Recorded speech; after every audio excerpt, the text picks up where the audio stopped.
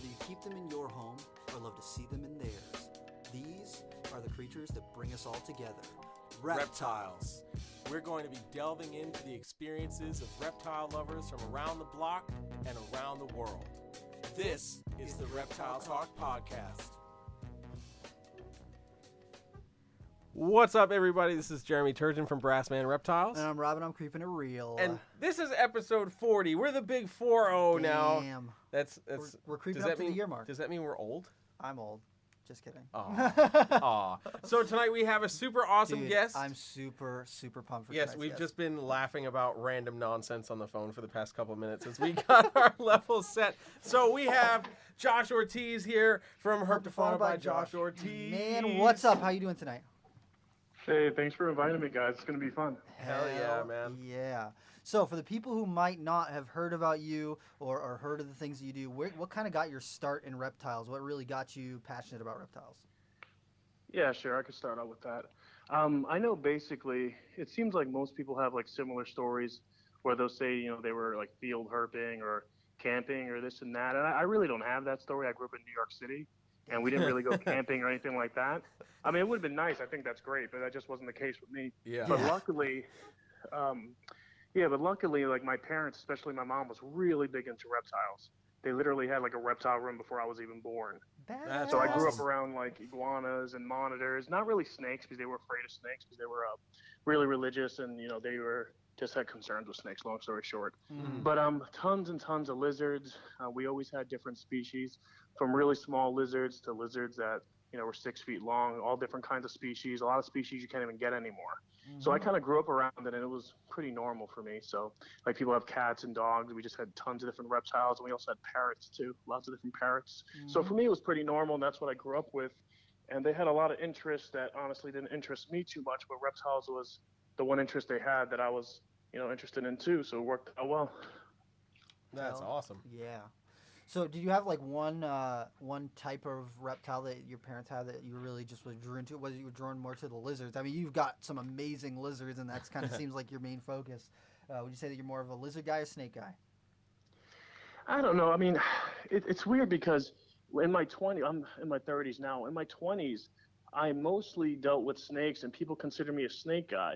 And now I'm kind of getting back to my roots in my 30s and dealing with a lot of lizards, and people consider me a lizard guy. I just consider myself like an animal guy. Hell yeah. Because I have lots of snakes and lots of lizards. You know, we have parrots. We're about to get some emus. We're working on our pen. Yeah. That's Oh my awesome. God. Yes. All right, so I was planning on visiting, but I'm afraid about the emus eating me. No, it's fine. It's fine. Heidi was afraid too because the emus literally they're like face to face with her. So, it I was took thinking me you a were while a little to work on taller. it. And then as soon as she said yes, I like immediately that same day I was calling my contractor guy that helps me out. Yeah. And I was like, hey, so we need to get an emu pen here Now. ASAP before she changed her mind. Yes. You can't screw this up for me. We need this here right now. Oh, I just remember when we went to Gatorland, they had a couple emus there, and I wasn't paying attention super close. Like Savannah was talking or something, and I was watching her, and I was wearing a couple wristbands, and I was not paying attention. The emu was like very interested in my wristbands, and it like grabbed one, and I nearly Scared the flew shit out of Yeah, Rob. I almost flew out of the pen. I was like, ah! I was not prepared. Not prepared at all. So you have got like some seriously amazing lizards right now. I do want to kind of dig into some of the projects that you're working with your lizards. You got some awesome tegu projects. You got like the coming eye water monitors. You got just like some amazing stuff. So like, what are you working with right now as far as like some of your lizard projects? Where's your focus? Yeah, so my lizard projects, I mostly do Varanids, tegus, lacerdas, Australian water dragons. I just got them to start breeding Yes. this past spring. Hell yeah. And I have Shinosaurus, but I haven't got them to breed yet, but I keep, a decent amount outside, and I raised a bunch of adults up. And I feel like, and the Cyclura, of course. I actually just had some babies that hatched out not too long ago. Yeah. So specifically rhino iguanas. I don't really do Lewisii and things like that. Yeah. I'm actually raising up some Lewisii and raising up some Cayman Brax, but they're a few years before they'll be able to breed. So basically rhino iguanas when I say Cyclura. So those are the main species. Those are like 5 or 6 different types of animals. But for Varanids, I do a decent amount. I work with the Mertens water monitors. We've produced those 2 or 3 yes. times. We produced them twice, and then we have our third clutch incubating now. And Yeah. that's due. See, here's the thing. Everyone says that they take 9 months to incubate, and that's, with a lot of data. But you guys know, with monitors, there's a large span, right? Yeah. You could have a water monitor, for example, that's usually like a Salvatore, that's usually like 180-ish days. But it could take from anywhere from like 180 to like 230, 240, even if you have the same temperature for two different clutches that were laid the same day. Mm-hmm. So with the Mertens, for example, I know myself and Mike Stefani. Mike actually, I want to say that, because he breeds Mertens as well, and I think his animals actually laid before mine. We incubated them at the same temperature, and then mine hatched a few weeks prior to his. So I think mine took I want to say close to 7 months, and his took the full 9 months. I guess the reason I'm mentioning that is because with the Mertens, long story short, I don't know when they're going to hatch. I'm thinking they're going to hatch in February. Maybe they won't. And then we do the Philippine water monitors that are my favorite. Oh, hell yeah. So that's the aquatic water monitors, but they have the really high yellow. They stay a bit smaller than Salvatore, about 75% the size or so. And then I have breed the Varanus Salvatore, so I do a lot of black dragon stuff. I don't know if you guys saw that online. Yeah. Yep. Oh yeah. Yeah, the black dragons were always my favorite. I remember when the first monitor I ever got that was captive bred at least was a het black dragon from Chris over when he had Vital Exotics. Yeah. Mm-hmm. Yeah, because at the time, we weren't working with them quite yet, and I got that one as a baby, and then I raised it up, and then that's one of my main producers right now. And then I have a few other adult animals I've raised up. They're actually like her offspring. I got some stuff from Corey just to kind of like mix in blood. So for the Salvatore, I work with that. I feel like I'm forgetting something else. The Ackies. So I breed the dwarf monitors, the Ackies. And I think that's just, I work with Samarensis as well. Do you guys know what Samarensis are? I do, yeah. But for the people who are listening, what would they equate it to? Yeah, so we could go in more depth for all of them. I'm just kind of doing like an overview. Yeah. But the Samar water monitors, it's another Philippine type monitor, and it actually stays quite a bit smaller than the Kamanai and the Salvatore. So you're talking about a female that maxes out probably like around 3.5 feet, and the males max out at 4 feet, maybe 4.5. And then in addition to that, it's not like a 4.5 foot water monitor. They don't have that bulky look. They're more of a slender species. They honestly look like a water monitor that's like a yearling, maybe, like a properly fed. Yeah, like a properly fed yearling. That's their adult size. But they have like really clear ocelli, so they'll have dark coloration throughout their body. It's like solid dark, solid black rather, and then they'll have nice clear yellow and white ocelli that just really poke out at you. It kind of reminds me of like the Guru stuff. I think Kev has his line of the Gubu ones. So it's kind of similar to that, but it's kind of similar to that, but if you shrink them down. And obviously that's really simplifying it because they are, they're completely different species. They have a lot of different characteristics. For example, they're excellent climbers. They don't even really use the different perches and ladders and branches I have. They'll literally, because I frame it out, all my enclosures, my PVC enclosures, they're framed with wood. They'll literally just climb the stud straight up like a tree monitor. That's wild. So I'm assuming that they got some crazy claws on them. Yeah, I mean, it's longer than your typical water monitor for sure. I mean, all of them have subtle differences. That's why they're considered different species. So those are the 5 different types of monitors I work with. With the tegus, I work with the red tegus, the black and white tegus, and blue tegus. Blues and black and whites are actually the same species. I do some hybrid stuff, but not much. With the Lacertas, I do Russian sand lizards, which are Lacerta agilus exigua. I do the Tangitanus, and then also the jewel Lacertas. So those are the main Lacertas I deal with, and then Australian water dragons are just, the leisure eyes. So. Dude, I love those. Like Australian water dragons are something that when I was younger, I was like, could you imagine just getting one? Because they're just like bulky, and the male's got like that bright orangey kind of pink color on the chest and everything. And I was just like, oh man, those things it looks almost like a tuatara. They're just like so incredible looking. Yeah, and they're super cold tolerant. Like because I'm in South Carolina. Well, you guys know that obviously, and it's usually 50s during the day and 30s at night, right? For this but time we'll have some. If we have like a cold front, we'll have like 2 or 3 days in a row. Like tomorrow, for example, it's supposed to be really cold here, and it's supposed to be like in the 40s during the day, and I don't know, like high 20s at night, which is like really cold for here, even for this time of the year. Yeah. But anyways, they'll be out when it's 40s as long as it's sunny. They'll be out. It could be 42 degrees, 43 degrees, and they'll be looking for food at Wow. those temperatures. That's crazy. Have you ever temp gunned them to see what their body temp's at? Because I'd be super curious to see what they're actually like sitting at. Because air temp might be like 40, but if they're sitting in the sun, they might be, if they're darkened up, they might be absorbing some of that sun and be, 60, 65 degrees even or more. Well, I've actually temp gunned them even higher, like closer to like 80 degrees or the low 80s, even when it's pretty cool outside. So they'll be substantially different. Wow. But it really depends on the time of the day, right? Yeah. Where the sun is hanging, how long they've been basking, if they're sitting on the ground versus sitting. Because I put a bunch of different rocks in there because I don't want to jump around too much. But when I build my enclosures, I want stuff that has a high thermal capacity. And has a high thermal conductivity. So basically, I want stuff that gets really hot and holds that temperature for a long time, long story short. So if they're sitting on a rock, they're going to be able to, soak up a lot more heat, from below and then from the sun above. So I guess it just kind of depends on what they're doing in the time of the day. So, but yeah, it took me a while because I kept purchasing those animals, and I would purchase it, and I would purchase them relatively young, not babies, but pretty darn close to babies. And you guys may know they could be temp sexed, right? Yes. So people would say, well, this is temp sex for male. And I'll be like, oh, great, temp sex for male. Awesome. I really needed a male. Raise them up, girls. I get it from a totally different breeder, and it's not their fault because it's not an exact science. It usually works out this way if you do it correctly, but not always. Same thing with leopard geckos. All species that are temp sex. Same thing with the dwarf caiman, so on and so forth. Right. So anyways, and then I would raise up another group, all girls. So believe it or not, I have a 1.9. What? Holy shit! I just kept buying them. They kept on being girls. Oh, that's my God. crazy. Dude, especially where that's one of the few species where males are a lot more desirable than the females. Because they're bigger, they are more colorful. It seems like when people want one as a pet, they don't want females, they want males. So people can get a little bit more money for a male as opposed to getting a female. Yeah, no, definitely. And then when you have one male, and he's not, I wouldn't say he's a poor breeder, but he definitely, I don't know, I don't really have anything to compare to.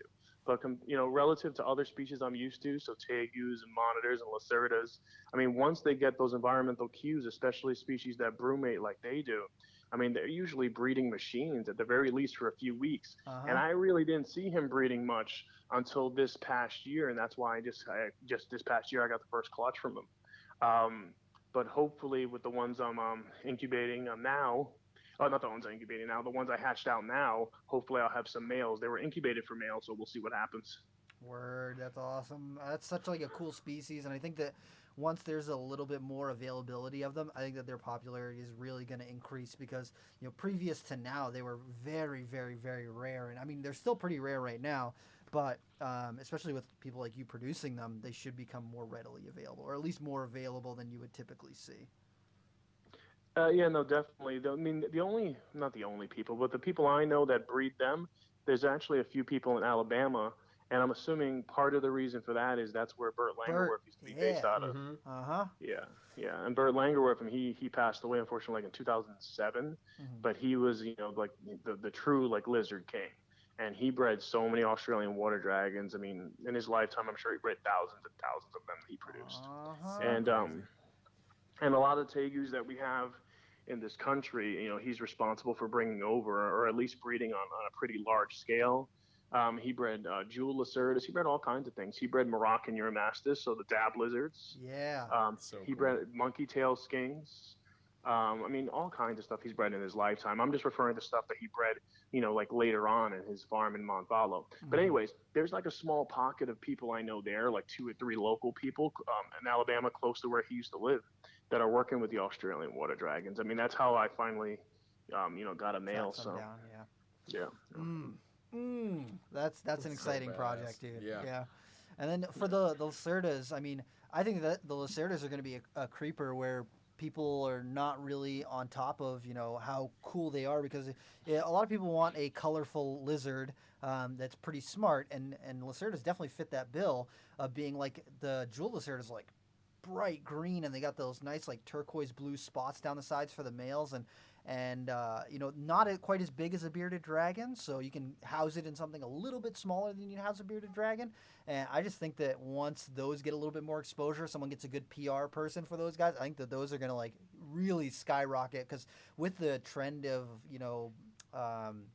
bioactive enclosures and setting up planted enclosures and stuff like that, I think that those would be like a great alternative for people who want to do something like that. Yeah, no, I've always thought the same thing. I mean, bearded dragons, I mean, they're great and everything, and I enjoy bearded dragons a lot. But jeweled lacerdas, I mean, there's a lot of differences that people could appreciate. So I mean, they are really polymorphic, and it's funny because it's one of the few species I could think of where people appreciate the wild type just as much as they do the morph. With the morph for jeweled lacerdas being the melanistics, like I get as many requests for wild types, if not more. I probably get about 60% of the requests are wild types. They just want a really pretty wild type with that emerald green color and with the blue flanks and everything. And maybe about 40% of the requests are for melanistics. I mean, that's how much people appreciate the wild types. And they're super hardy because they do brumate. I mean, my guys, I keep some of them outdoors, and then I put some of them in I have a temp controlled building that I brumate some of my animals in. Yeah. And I try to keep them in, in the 40s all winter. Outdoors, even when it's below 40, if you build the terraria appropriately and you cover it with plastic and things like that, you're able to, because you have microclimates within your enclosure. So I basically build it, I mean, similar to Bird, actually. A lot of times when I was designing my enclosures, he had basically a bunch of different options, where there would be one option where they could get a bit more humid, one option where there was, cement surrounding it with a cement slab on top, and the animal could go in that nook and stay warmer.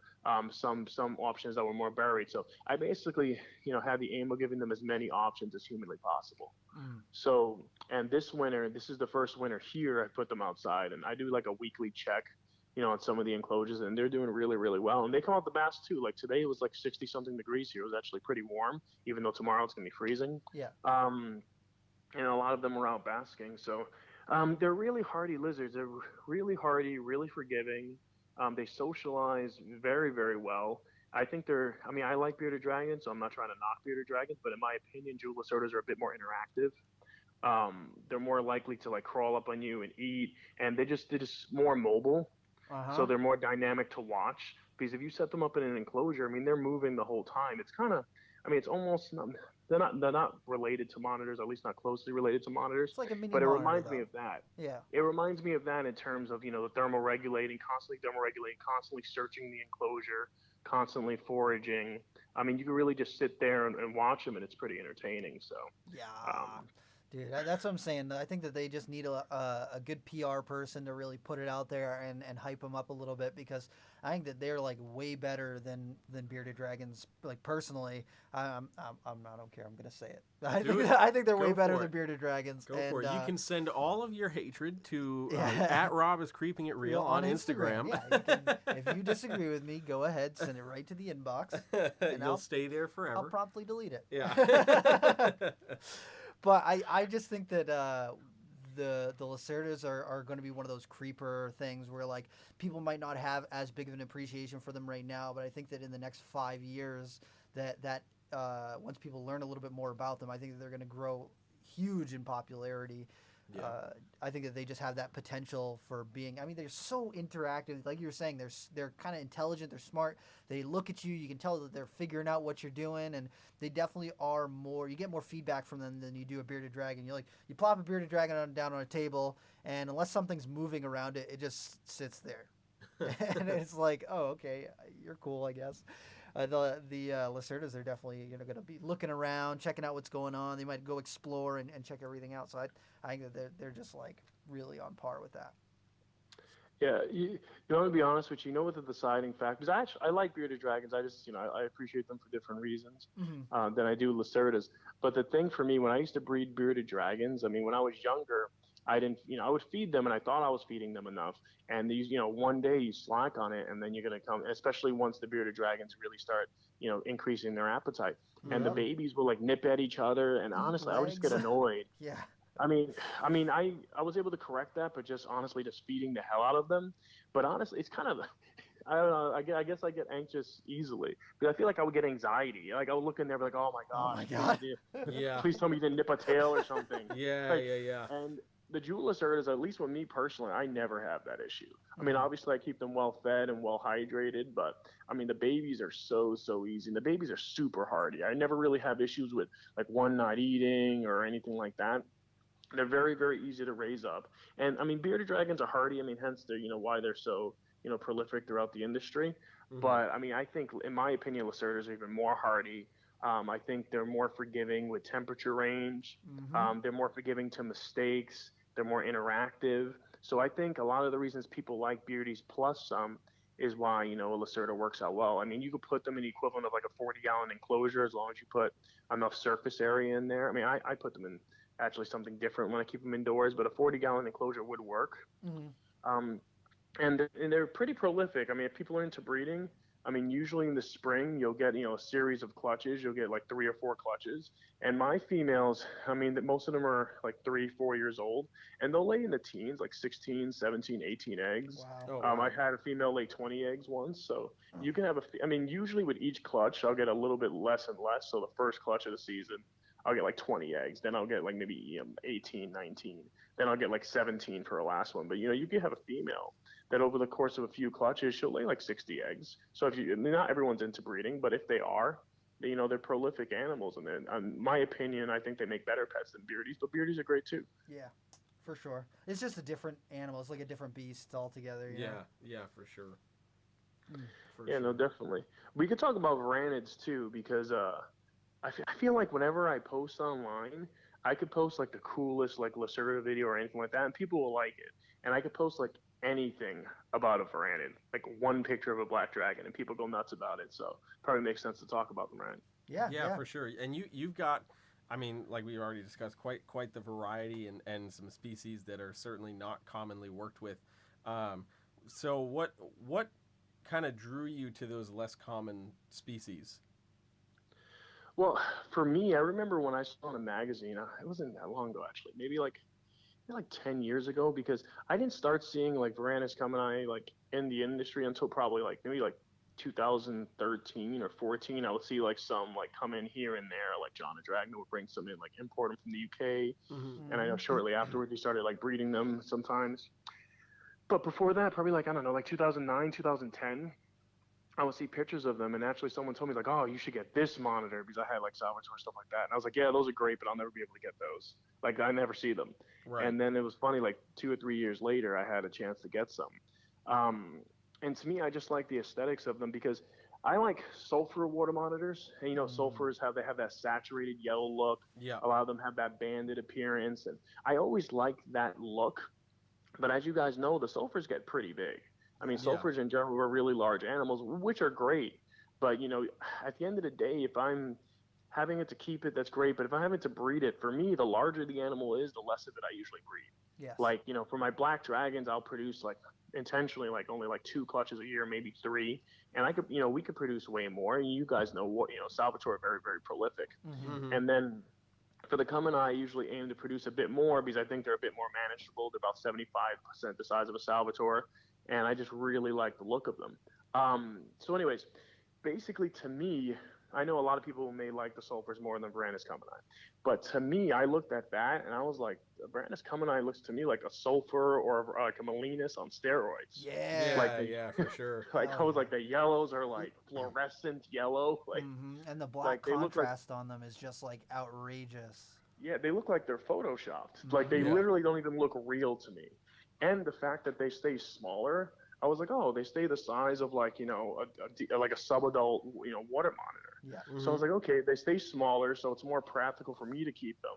It's more practical for people as keepers, as buyers to keep them, right? Yeah. Yeah. So I feel comfortable putting a decent amount of them on the market. I mean, obviously not a ridiculous amount, but a decent amount on the market. But I just like them aesthetically. And then when I actually got them in captivity, they actually act pretty different from Salvatore. Mm. Like they have a lot of different nuances that are really different.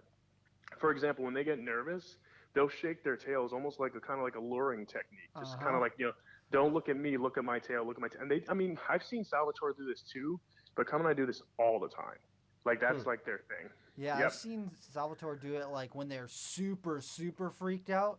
But unless they're like absolutely about to lose it, I hardly ever see them do that. But the coming out, I've seen them do that. And then the ones that we had at Nerd briefly, I just remember that they had the sharpest claws of any monitor that besides like tree monitors, for any like water monitor type lizard, they had such sharp claws. I don't know what the heck it was about them, but man, I feel like their claws are way sharper. Yeah, that's a good point. Remember I was mentioning about like the Samarensis earlier? Yeah. Mm-hmm. So the Kamini here, they climb not quite as well as the Samarensis do, but definitely better than a Salvatore does. Oh yeah. So that kind of lends to the theory of them having the sharper nails, right? Mm-hmm. So they're really good climbers. In terms of their temperament, so a lot of things in terms of their care, there's a lot of overlap with Salvatore because they are relatively closely related species. They're actually considered the same species, and Kamini was just a subspecies not too long ago. Yeah. Mm-hmm. But so basically, yeah. So I like their coloration. I like the fact that they were good climbers. Oh, the temperament we were talking about. So in terms of their temperament, they start out a bit more anxious than the Salvatore because I have Salvatore that right out of the egg. They'll let me do whatever to them. Yeah. Like my captive bred animals, because I breed the friendliest animals I have to the friendliest animals, and then I work with them just like a nerd. And when I was over there, we would do the same thing. So with the Kamini though, when they first come out, they're really spastic. They're jumping all over the place. They're little Energizer bunnies, like jumping all over. Yeah. But if you work with them every day, within like 3 or 4 weeks, it's a completely different animal. Really? They tame out just as well as a Salvatore. But the important thing is to really keep up with it.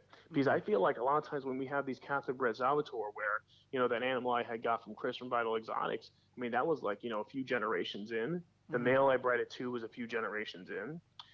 So, we breed, usually most people like to breed, their prettiest animals, their most calm animals, and then we just breed those together.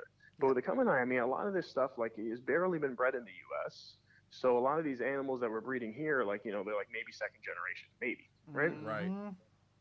So so it's important to work with them from when they're really small. I don't think it's one of those animals where a Salvatore where you could have pretty limited interaction, maybe like every other day, take it out to soak, and it's going to be perfectly calm and fine. I think the Varanus Kamini for the first 3 or 4 weeks, that's really like that golden period where you need to make sure you take them out and you do like short positive interactions without causing stress on the animal. Yeah. And that makes a huge difference. But when they tame out, they're just as placid as a Salvatore. That's awesome. That's and freaking awesome. In terms of breeding, though, they actually, because I'm a breeder, obviously, so I'm going to talk a lot about breeding. But in terms of breeding, they cycle a lot faster than Salvatore, actually. Really? Yeah. So they definitely, because my Salvatore in general, like if I really pushed them as hard as as you could, which I never do, I usually let them skip cycles and take rest and things like that. But physiologically, the Salvatore could easily lay 3 clutches in a year. Oh yeah. 4 wouldn't be ridiculous. Mm-hmm. I think 4 is like it's a bit tough on them. That's really pushing them really hard. But it's definitely practical. I mean, but Varanus Kamini, someone could get at least 5 clutches in a year, maybe even 6. Wow. They just cycle that much faster. I had a female that laid a clutch and then she laid another clutch like 6 weeks later, maybe 7 weeks later. Wow. Holy cow. So Yeah, I think it was 7 weeks later. But yeah, I mean, I wasn't even intentionally doing that. So a lot of times with my monitors, I kind of just have in my mind like, okay, well, I want to just produce 2 clutches of this, 3 clutches of this, and I really don't, breed them to their full capacity. But because monitors are super prolific, so if you really bred them as much as you can, you're gonna have a lot of babies, a lot of mouths to feed, and that's gonna cause a lot of stress on the female too. It's gonna shorten her life expectancy. Yeah. So. Dude, that's so wild because I look at the Salvatore that we're breeding at Nerd, and it's like after they lay, it's usually like 6 to 8 weeks before they start to cycle again. So then you're waiting another couple weeks past that minimum before you start to see any real big follicle development or heading towards eggs. So it's just that's crazy that those females cycle so rapidly after they've laid their eggs. That's wild. Yeah, no, definitely. I think that's a general trend. Like for me, with the species I breed, at least here, the smaller the monitor, the more frequently it cycles. Yeah. So I don't necessarily breed them every time they're cycling. I actually wind up only breeding them maybe like I don't know, maybe a third of the time they cycle. For the reason that I just don't want to make monitors for the sake of making monitors. Yeah. And also I don't want to push the females too hard, but you certainly can. I mean, the smaller the monitor in general, they're going to be lower on the food chain, right? If you're lower on the food chain, you want to make sure you push out your genetics, as fast as possible, Yeah. because even at your full-grown size, you're not very high on the food chain. So it's really important to think about numbers, and so physiologically they've evolved this way over millions of years. And if you're a big animal, a big Varanus salvatore that's 6, 7, 8 feet, I mean, they have some that on record that are even larger. You're not so low on the food chain where you're from. So you could maybe wait a little while longer. So physiologically, you didn't have to evolve to be able to push out clutches quite as fast.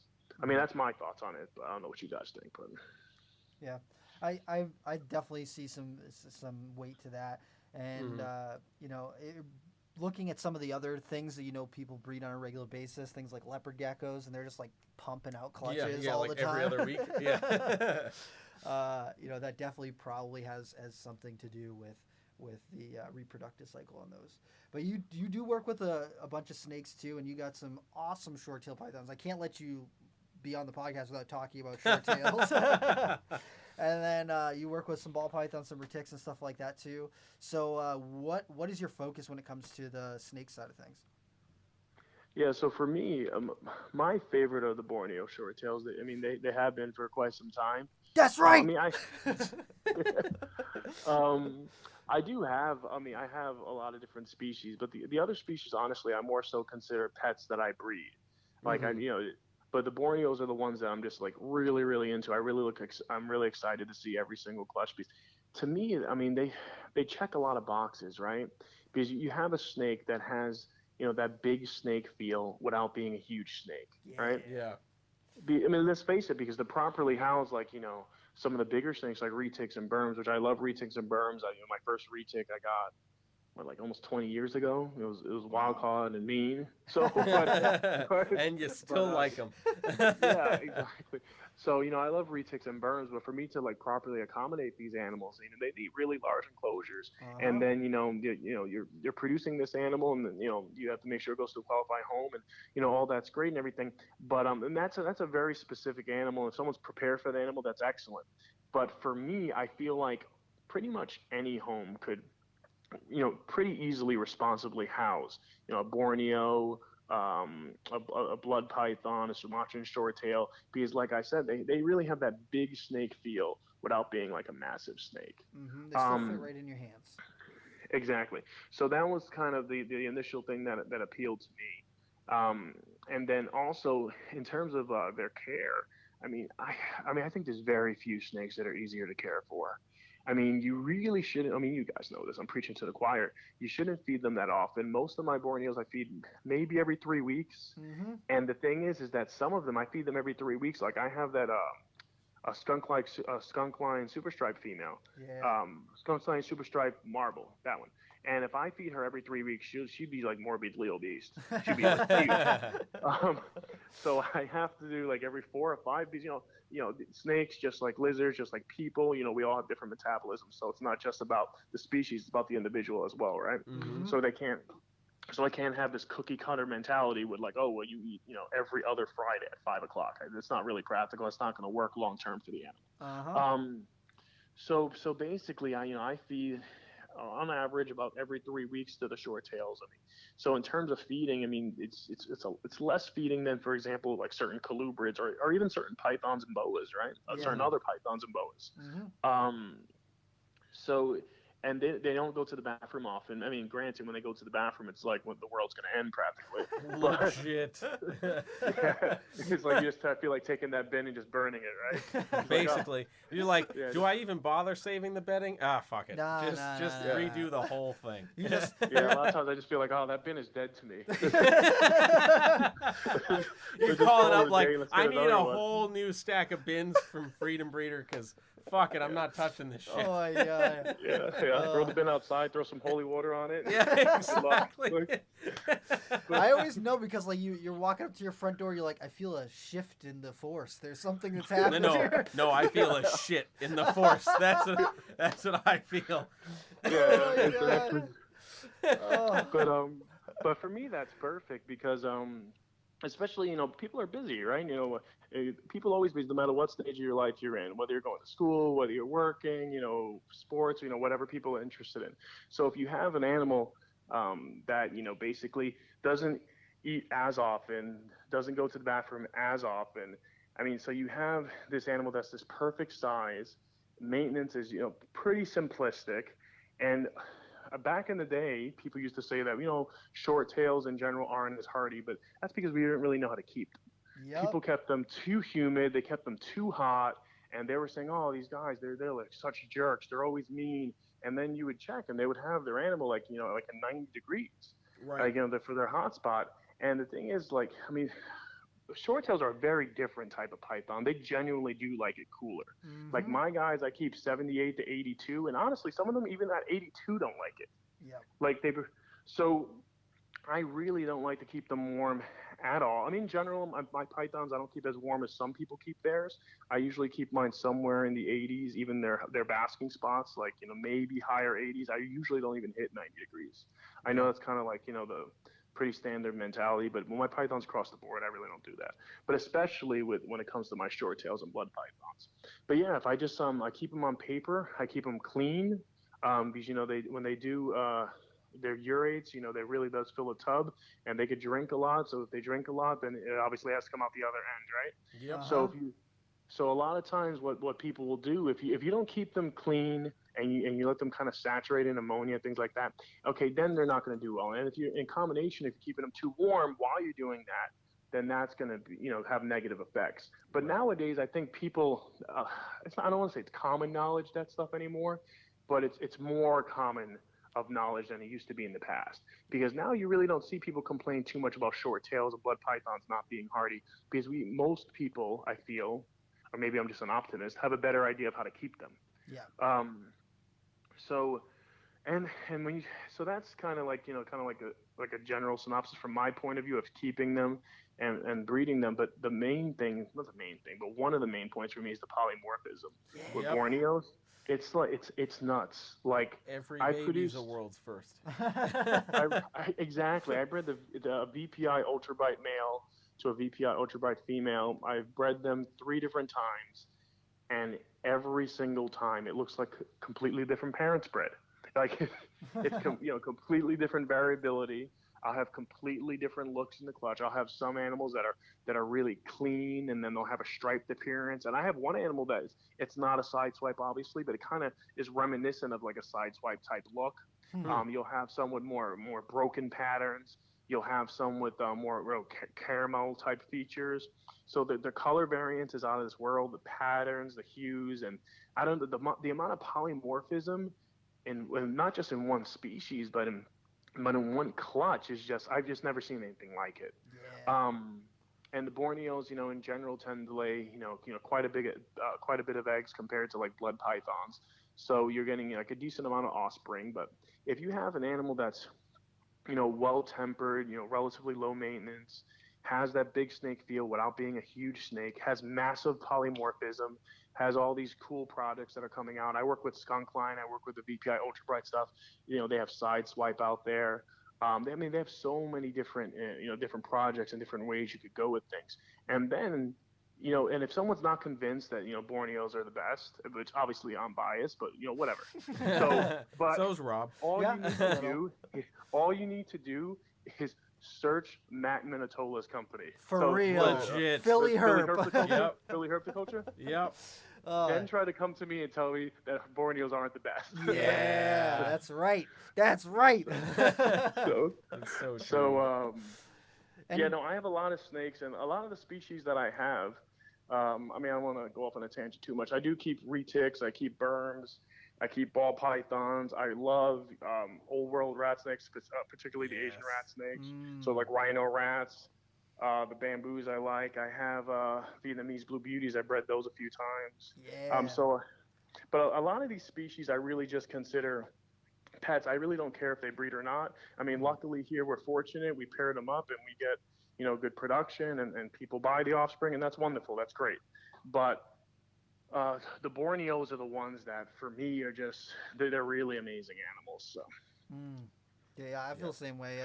There's something special about Borneos, and it's like a lot of people are like, but it doesn't have the same exact like Mendelian genetics as ball pythons, and I'm like, well, that's fine if you don't have the brain capacity to understand a little bit bigger picture than Mendelian genetics, but I see the potential in them, and with the amount of we're just a lot of people have worked on the blood python, ivories and batiks and all that stuff. They've been working on that stuff for how many decades now that people have been really focusing on those morphs, and like, yeah, they're doing cool stuff with them, but for Borneos, we're just scraping the edge. Like, I mean, Keith McPeak did a ton of work, with the ghost line, and he did marbles and like all this stuff, and some of the stripe line stuff, and VPI had done some amazing things. Matt Minatola does some incredible things, but as far as like really branching out and doing the same amount of work that's being done with blood pythons, it just is not even close yet to that point. So as we're going on, as more people are producing them, as we're seeing more clutches hatching out and seeing the variety of animals that are reproduced, I think that like Borneos are going to really smoke the blood pythons when it comes to real variety and real like interesting looks that you can get out of them. Mm-hmm. And the other thing that I always tell people is, okay, the people who work with blood pythons and golden eyes and ivories and all that sort of stuff, those pop up on skinning farms like on a fairly regular basis. Like the first golden eyes, yeah, super rare. Over the last 10 years, I've seen tons of wild caught golden eyes come into the country. Nobody is importing an ocelot Borneo. You cannot import an ocelot Borneo. It does not happen. And the animal's been selectively bred to look like that. No one is importing the marble Borneos that I just produced this year. It's not happening. So if you're talking about like security of your project, the fluctuation on red blood pythons is huge. Like I've seen people lose their shirts on blood python projects, outside of the selective breeding for color and all that sort of stuff. But for just like ivories, teen eggs, batiks, that sort of stuff, I've seen them sell for $3,000 one year and then $500 the next. And you just will not see that with Borneos, in my opinion. I just think it's way more secure when it comes to that sort of stuff. And as people are starting to appreciate them more, I think that the value will really be there for them. Yeah, no, and it's funny that you mentioned that, because I mean the reason that I'm attracted to Borneos is all those reasons we just outlined. But in general, I think it gets down to I get bored very easily with things. So I always need a challenge. I need something that's different. And the Borneos, I'm not saying that blood pythons aren't challenging. All these species have their nuances and challenges and this and that. But to me, just the polymorphism alone, and you having to work so hard, so many generations to get a certain look. I mean, I really enjoy the challenge. That's the main thing with me. And then there are, some effects of really enjoying that challenge, because basically, like you said, you have a secure market. And the same is true with, across the board with many things, even like, the different monitor lizards, for example. Like when I bred Varanus commoni, and when I bred the Mertens, and now I have the gravid Samarensis and things like that, the main reason that I was attracted to them is because, not many people were working with them. In the case of Samarensis, I didn't know anyone that was working with it. And Mertens at the time, I didn't personally know anyone that was working with it. So I just wanted the challenge. But it works out both ways, like you said, because if you do certain species just because, you want a challenge, you want something that's different, you want something that's unique, and you want to challenge yourself. But then the side effect to that is it's less competition in that particular market, because you are working with something that's, a bit more unique, it's a bit more challenging. It's not something that can be easily replicated. I mean, coming out with one of, Matt Minatola's, line-bred animals that, his ocelots that he's bred, for generations and generations, you're not going to do that overnight. Exactly. Right. So, unless you go directly to Matt and you're willing to, pay that, that premium that he wants for those animals. And I can tell you right now, if it's really, a really, really nice animal, Matt's not selling it. Matt's keeping it. Yep. So, Yeah. And he should. And the same is true with the different lizards and things like that. Like the Mertens, they were highly, highly aquatic. They needed a totally different type of setup than what I was accustomed to. I had no idea if I was going to be able to breed them. I didn't even know if I was going to be able to sex them and tell if they were, a male and a female, because I only had two animals. Mm-hmm. And, that challenge is what really attracted me. And Salvatore, I like Salvatore, but they've been bred, a decent amount of times. And even though I do enjoy them, a lot of times I look to these other species that have, a little bit more manageable sizes, so a little bit smaller, so that they're easier for the keeper, and they're bred a little bit less frequently. But monitor lizards in general aren't bred particularly frequently, especially the larger lizards, because it's more challenging. So, Mm-hmm. Yeah. Do you feel like there's any species that you don't have right now that you're looking to get into? oh, there's a lot of species I'm into. But the thing with me is, so I can kind of briefly go over my plan when I got this farm in South Carolina, right? Yeah. When I got the farm in South Carolina, I told myself, I was like, you know what? I want to breed animals outdoors. I think it's, the best thing for the animals, 9 times out of 10, if not 10 times out of 10, right? And I want animals that brumate, because when those animals, so tegus, lacerda, shinosaurus, Australian water dragons, right? Mm. The only real exception I have for that is the varanids, although there are some varanids that do brumate, like lace monitors, spencers, things like that. Yeah. And then I was going to breed while they're brumating, during the brumation season. That's perfect, because that cooler time of the year is when I breed my snakes, right? Mm-hmm. I make exception for the varanids, because I do feel like, indoors I could provide them with, very high quality of life. And I feel like, I do understand the animals, and they're quite prolific. But that being said, that was kind of my plan. And my number one goal was to give the animals like the utmost quality of care. And so that being said, I don't want to basically go above my means. So there's a lot of species I want, but I have to be super selective of what the projects I do, because I could probably, I would really love to work with lace monitors. I'm actually probably going to work with them pretty soon. Yeah. Yeah. I would love to work with Spencer's monitors. I mean, the Varanus melinus, I really enjoy that species. So some of the dwarf monitors, the Glauderi, I really like Glauderi. I like the Gilleni. Primordius, I really like the Primordius. So a lot of the Odatria I'm really into, quite a bit. I would love to breed bluetail monitors. Bluetail monitors are great. Tricolors are great. Ooh, so there's a lot of stuff I would like to breed. They're crazy. The tricolors? Yeah. Yeah. Oof. Oh yeah, no, I mean they're beautiful animals, but I mean I like that, because that's going to be quite a challenge. I mean, Yes. they're pretty prone to like trying to eat each other. Yeah, exactly. Oof. Yeah. I can only imagine you get this pair that you've been raising up, and you're super excited. You get everything all ready, introductions, everything's going cool, and then all of a sudden an arm is down the throat, and you're like, no. Yeah. Yeah, exactly. Panic. It's So- just Josh just makes a bunch of Instagram stories that are just black screens with a large amount of text, and it's just repetitive. I made a bad decision. I made a bad decision. I made a bad decision. Yeah.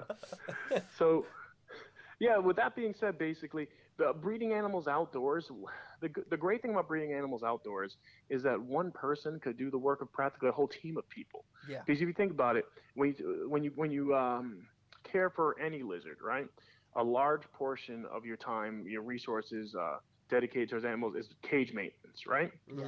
If you have an animal outdoors and you keep your densities low, so you keep, one animal in an appropriate size outdoor enclosure, I mean, that's the ultimate bioactive enclosure, right? Yes. Yeah, for sure. So everything's broken down well. I mean, as long as you keep densities low. If you have an enclosure that's not a sufficient size, you put way too many animals in there, you're going to have problems, because, the bioactive, ingredient outdoors is going to kind of be null, because it's not going to be able to break down stuff fast enough. Mm-hmm. Yeah. And then in addition to certain animals, for example, like Cyclura, so Cyclura, you really never have to put an actual water bowl down for them, right? Where Cyclura are from, actually, a lot of times they'll never see standing water, like rhino iguanas in particular from Hispaniola, unless it rains, Yeah. right? Right. Unless it rains and it puddles up, they never see standing water. So that's why even when I see people that they'll have the Cyclura and they'll have a water bowl, I'm like, well, it doesn't really need a water bowl. I mean, if you gave it a proper diet, and then you had, especially you have an outdoor enclosure and you have a misting system, that's it. That's It's fine, all yeah. set. Yeah. So when a lot of my outdoor animals, I try to make it as efficient as possible. And it being bioactive from the start, I mean, that saves you a massive amount of time, because Jeremy, you've been here and you've seen the amount of tegus I have. Yeah. Imagine me having those tegus inside. It'll be impossible. Yeah, It'll we be impossible. wouldn't have been able to have scheduled this podcast. Yeah, it would be absolutely impossible. Yeah. But since, I keep them outdoors, I keep them in large enclosures outdoors. I have the sprinkler system set up for them. I have, a feeding regimen set up. And Mhm. here, they only eat for, let's say like 4 to 5 months out of the year, right? Because they're only awake for like 6 months. And when they first wake up, they're kind of groggy. They're not really eating the first couple weeks. Mm-hmm. And for the last month that they're up, they don't eat either. So basically, long story short, when you have an animal that brumates and you house it properly outdoors, I don't want to say it's a low maintenance animal, but it's a lot lower maintenance than it would be if it was indoors. Yeah. So that was kind of my goal. I was like, you know what? I like a lot of different things. I can't have a lot of different things that require, a ton of my time, because if they require a ton of my time and I keep them indoors, I'm going to have to hire other people to take care of my reptiles. And I don't mind hiring people. Like I have an employee that takes care of my feeders. I have an employee that helps me, build enclosures and build pens and stuff like that. But when it comes to taking care of my reptiles, I'm greedy. I want to take care of my reptiles. Hell yeah. So for sure. So I guess that kind of keys into when you ask me. I guess that was a really long answer, but adding species and thinking about species. When I think about a species, the first thing I think about is, okay, one, if I'm really into it, if I'm hardcore into it, I think it's super interesting. I would just love to just look at that animal. And then two, okay, does it really fit in with what I'm doing with the system I have in play already?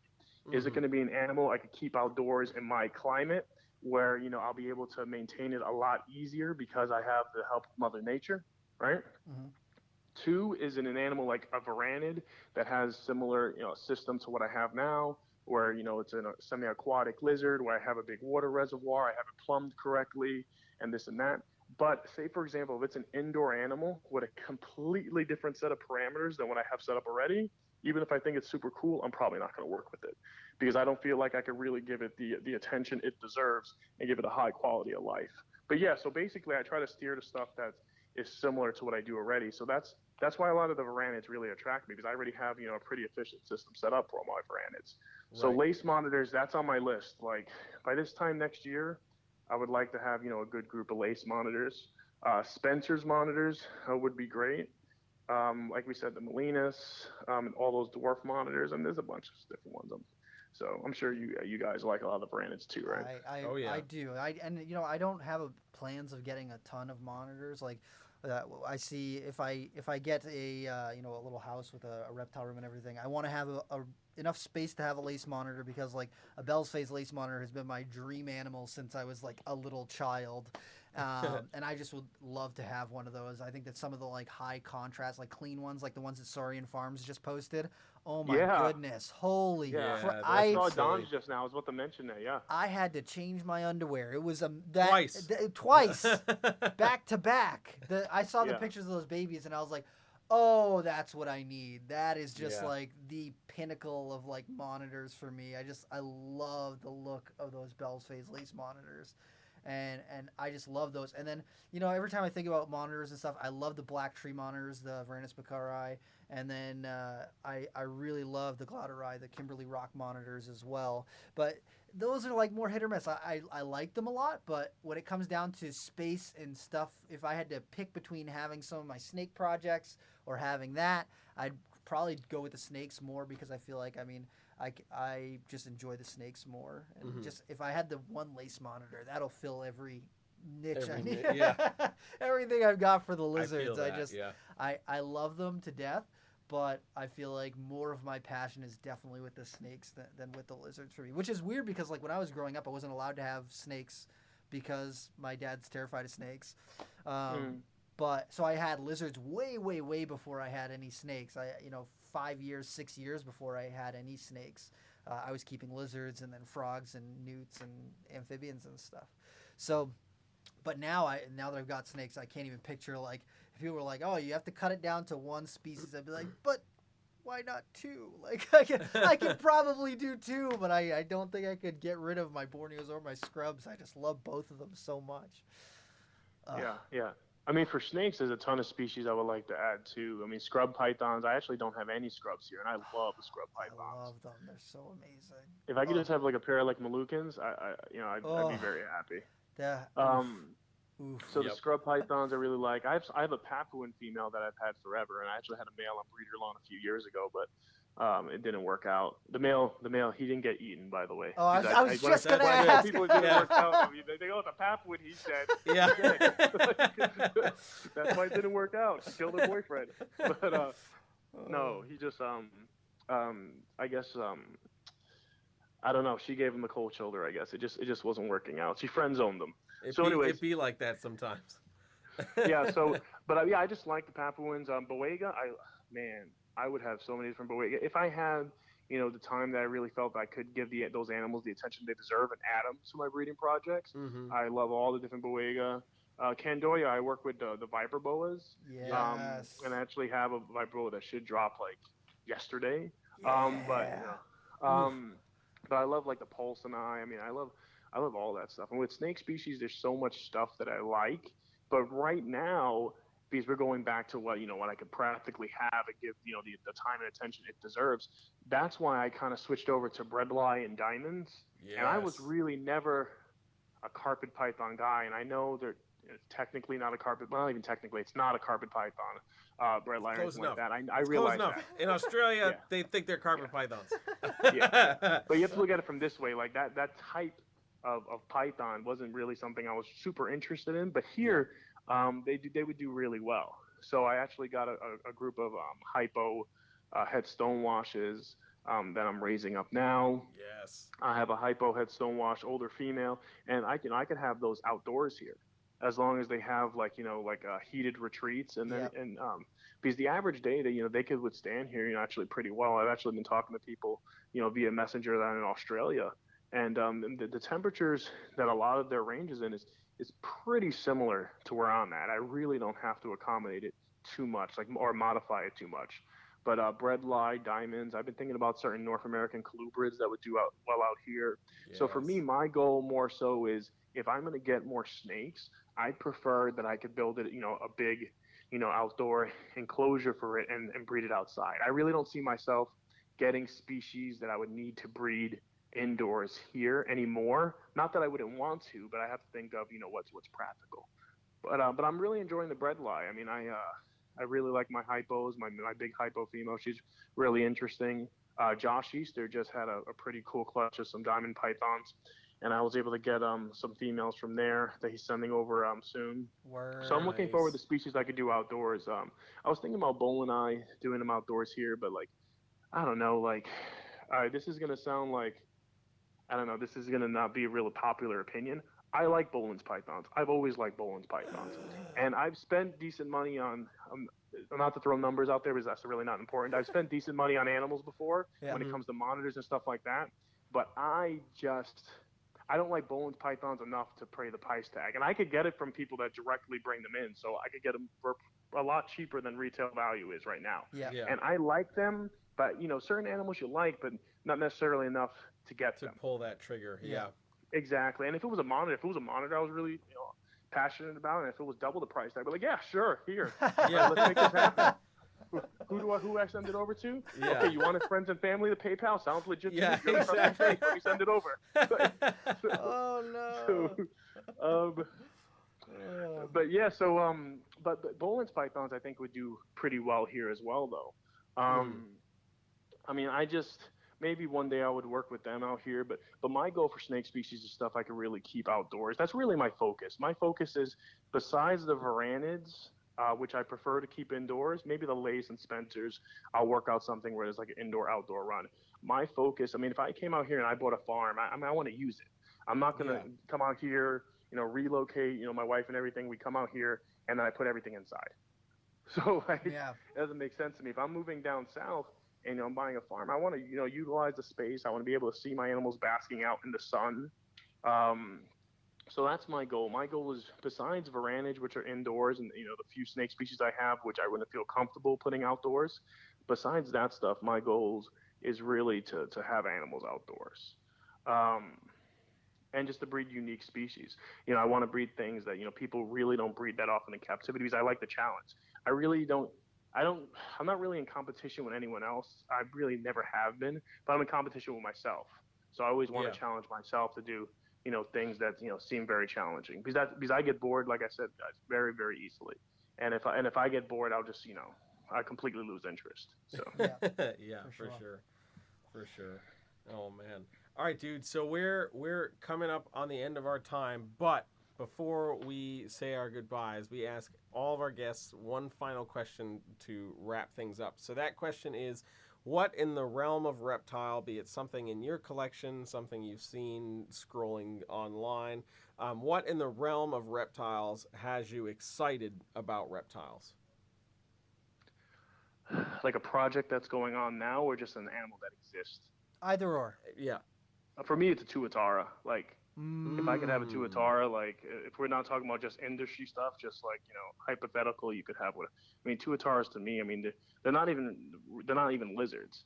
So it's a really, really interesting group of animals. So if I could have a tuatara, I mean, sign me up. Those are awesome. So. Hell Fiji yeah. iguanas are pretty cool too. Oh, Yes. oh, dude.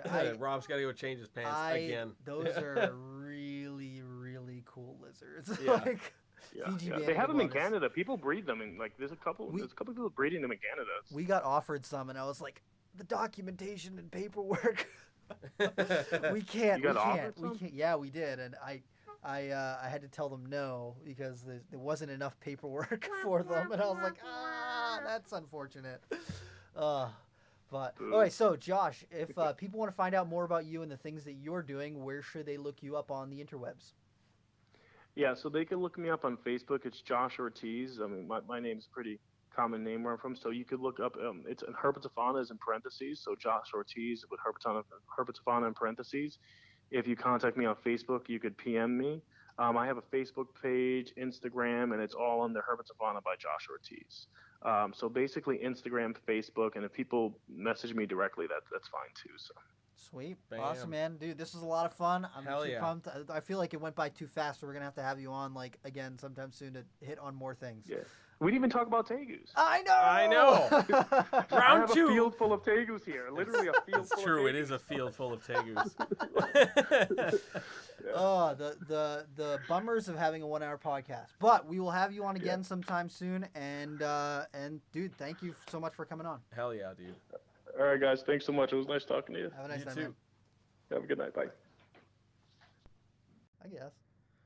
Boom. All right. So that was a super fun episode. Dude, that was awesome. I love Josh. I don't know why I didn't think to have Josh on sooner, because I mean, when he worked at Nerd, I used to always pick his brain about stuff, and he's so intelligent. Like, Yeah, he there's definitely is. not a lot of people that I can go up to and be like, bring up this really weird, obscure thing, and then he's like, oh yeah, this thing right here. Have you seen this thing that's very similar? And I'm like, oh, you know. You know, you're aware. Yeah, I've had the pleasure of going to Josh's place down in South Carolina a couple times, and man, it's quite impressive. The property is quite wonderful, and the plans that he has.